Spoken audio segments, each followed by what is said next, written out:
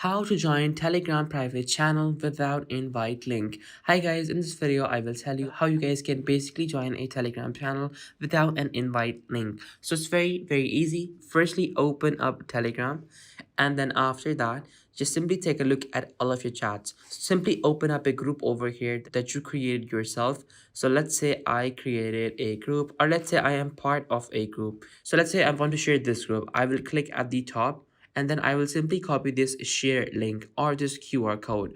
Once I have this share link, I can share this with anybody I want, and he or she is going to be able to join that particular group. But let's say I want to join it myself.